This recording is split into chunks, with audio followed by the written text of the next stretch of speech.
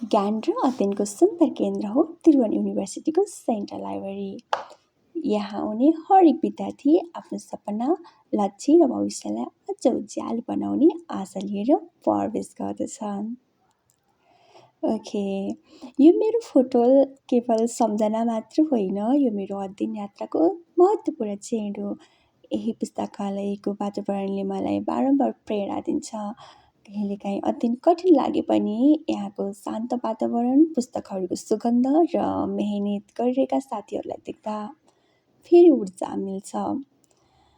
Okay, यो ठाउँले मलाई सिकाएको छ सपना ठुलो, मेहनत पनि ठुलो हुनुपर्छ। सबभन्दा पहिले हामीले यहाँ विशाल भवन, इँटा र सिमेन्टले बनेको संरचना मात्र होइन, यहाँ हजारौँ ज्ञानका कथाहरू समेटिएको स्थान छ।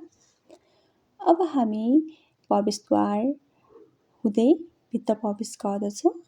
यहाँबाट सुरु हुन्छ ज्ञानको संसार, जहाँ हरेक पुस्तकले नयाँ कथा र नयाँ जानकारी दिन्छ। अब हामी रेड कार्पेटमा हिँड्दै बुकहरू राखिएको ठाउँमा जान्छौँ र यहाँ हजारौँ पुस्तकहरू सजिएका छन्। पुस्तकहरूको पाना पल्टिँदा नयाँ संसार खुल्छ यहाँ जस्तो लाग्छ।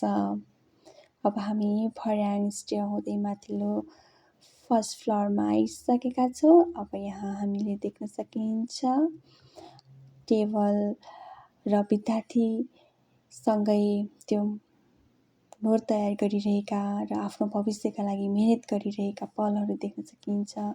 र यो मेरो टेबल हो जहाँ घडी भवनमा देख्न सकिन्छ। यो ठाउँमा बसेर म किताब पढ्छु, नोट लेख्छु र आफ्नो अनुसन्धान तथा पढाइलाई अघि बढाउँछु। सबैजना साथीहरू घर गइसक्नु भएको थियो र मैले के गरौँ भइरहेको थियो अनि बुक पढ्दै भिडियो बनाएँ। सानो टेबल छ, ठुलो सपना, मेहनतले भविष्य बनाउँछ यहाँ।